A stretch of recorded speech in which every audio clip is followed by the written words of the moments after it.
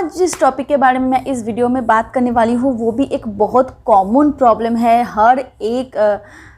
आज जिस टॉपिक के बारे में मैं बात करने वाली हूँ वो भी बहुत एक कॉमन प्रॉब्लम है नवजात शिशु में, क्योंकि 100 में से 80% जो नवजात शिशु होते हैं उनमें ये प्रॉब्लम दिखा गया है, और वो है पीलिया यानी जॉन्डिस। सबसे पहले मैं आपकी एक मिथ को क्लियर कर देती हूँ, और वो है जो एडल्ट्स में पीलिया होता है वो और जो न्यूबॉर्न बेबी में पीलिया होता है ये दोनों ही अलग कारण से होता है, और ये दोनों का जो रिस्क फैक्टर होता है वो भी अलग है। तो आप सबसे पहले वरी करना छोड़ दीजिए, क्योंकि क्या होता है नवजात शिशु में जो पीलिया होता है वो बहुत ही कॉमन है, लगभग हर शिशु को होता है, और इसका जो ट्रीटमेंट होता है वो भी घर पे ही हो सकता है। आप डॉक्टर से एक एडवाइस ले सकते हो, आप घर में इसको ट्रीट कर सकते हो।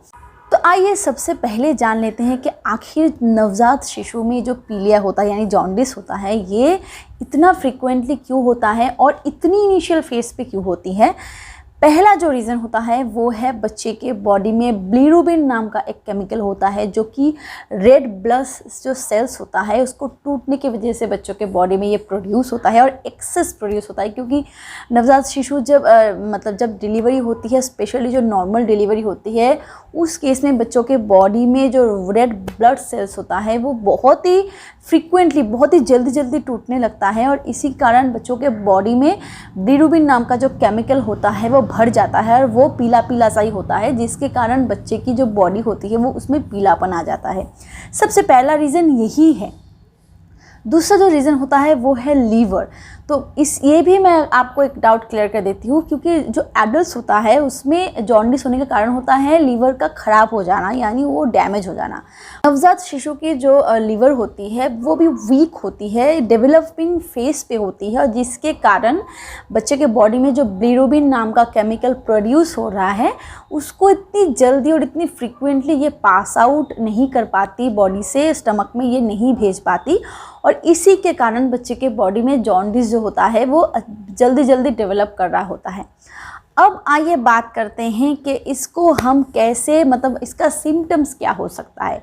तो सिम्टम्स आपको समझ में ही आ जाएगा। बच्चे की जो स्किन होती है उसमें पीलापन आ जाता है, बच्चे की आँखों में पीलापन आ जाता है, आप आँखों को देखोगे तो पीली पीली सी दिखेगी। प्रीमेच्योर बेबी के केस में ये जॉन्डिस का होना और भी ज़्यादा बढ़ जाता है, क्योंकि बच्चे की जो ऑर्गन्स होती है वो अभी इतनी मैच्योर नहीं होती कि वो ये बिलिरुबिन नाम की जो केमिकल है उसको अच्छे से फ्लैश आउट कर पाए, जो एक मैच्योर बेबी में हो सकता है। अब आइए बात कर लेते हैं कि इसका सिम्टम्स क्या क्या है, कैसे आप समझ पाओगे कि बच्चे को जॉन्डिस हो रही है। बहुत एक्सट्रीम फेज पे भी यह चला जाता है, तब जाके बच्चे की जो आइस होती है या बच्चे की जो स्किन होती है वो बहुत ज़्यादा उसमें पीलापन आ जाता है। पर जो स्टार्टिंग फेज़ होता है ना, उसमें बच्चे बहुत ज़्यादा सोते हैं, बच्चे रोते हैं बहुत ज़्यादा, बच्चे की जो यूरिन होती है वो डार्क कलर की आती है, बच्चे को बार बार बच्चे को फीवर हो रहा है। आप समझ नहीं पा रहे हो क्यों हो रहा है, क्योंकि सब कुछ नॉर्मल है फिर भी बच्चे को फीवर आ रहा है। सारे सिम्टम्स अगर आपने नोटिस कर लिए हैं कि आपके बच्चे को शायद पीलिया हो सकता है या जॉन्डिस हो सकती है, आपको लग रहा है, तो आप ये कुछ स्टेप्स फॉलो कर सकते हो, जिससे बच्चे की जो पीलिया की प्रॉब्लम है वो घर पे ही सॉल्व हो सकती है। अगर ये एक्सट्रीम फेज पे नहीं चला जाता तो आप इसको घर में ही ट्राई कर सकते हो, पर ये अगर आपके हाथ से निकल जाता है तो आपको बच्चे को हॉस्पिटलाइज ज़रूर करना पड़ता है, और उस केस में बच्चे को एक फोटोथेरेपी दी जाती है,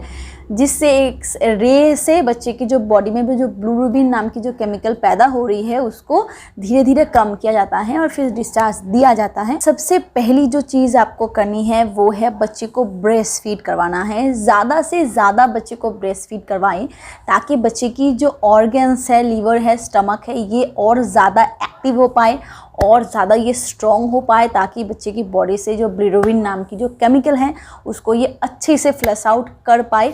और आप जितनी बच्चे के बॉडी में लिक्विड्स देते हो उतनी जल्दी बच्चे की यूरिन पास होती जाती है और बॉडी से वो केमिकल निकलता जाता है।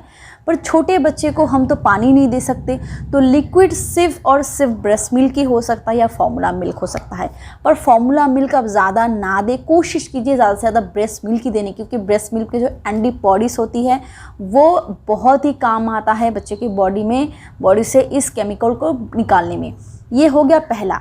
दूसरा जो चीज़ है वो है आपको सन रेज़ एक्सपोजर में बच्चे को रखना है, क्योंकि सन रेज़ में वो चीज़ होती है, वो तत्व होता है जो बच्चे के बॉडी से उस केमिकल को फ्लैश आउट करने में मदद करता है। केमिकल की जो असर होती है बच्चे के बॉडी में उसको ये कम करता है। तो आपको थोड़ी थोड़ी इंटरवल में बच्चे को सन रेज़ दिखानी है, और सुबह की जो धूप होती है उसको दिखाना है, मतलब दोपहर का नहीं, सुबह का जो धूप होता है करीबन 7, साढ़े 7, 8 बजे की जो धूप होती है उसी धूप में बच्चे को एक्सपोजर दीजिए, ताकि बच्चे की बॉडी से वो केमिकल की जो असर है वो कम हो सके। बच्चे का एनवायरनमेंट जो है स्टार्टिंग के कुछ हफ्ते या कुछ महीना आप कोशिश कीजिए कि बच्चे को गर्माहट में रखने की, स्पेशली जब बच्चा विंटर में पैदा होता है बच्चों को ज़्यादा से ज़्यादा गर्माहट की ज़रूरत होती है। बच्चे को गर्माहट मत दीजिए, बच्चे की एनवायरनमेंट को गर्म रखिए। मेरे कहने का मतलब है कि अगर आपके घर में रूम हीटर हैं तो कोई बात नहीं, तब तो और अच्छा है। बच्चे की बॉडी को गर्माहट मिलने के लिए एक्स्ट्रा हीट जनरेट करने की ज़रूरत ना पड़े।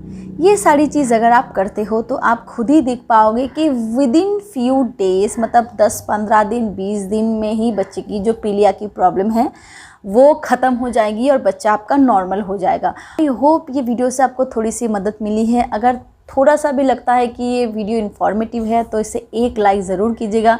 मेरे चैनल को सब्सक्राइब करना बिल्कुल मत भूलिए, क्योंकि मैं ऐसे वीडियोस आपके लिए लाती रहती हूँ। Take care of your baby and take care of yourself. Bye bye.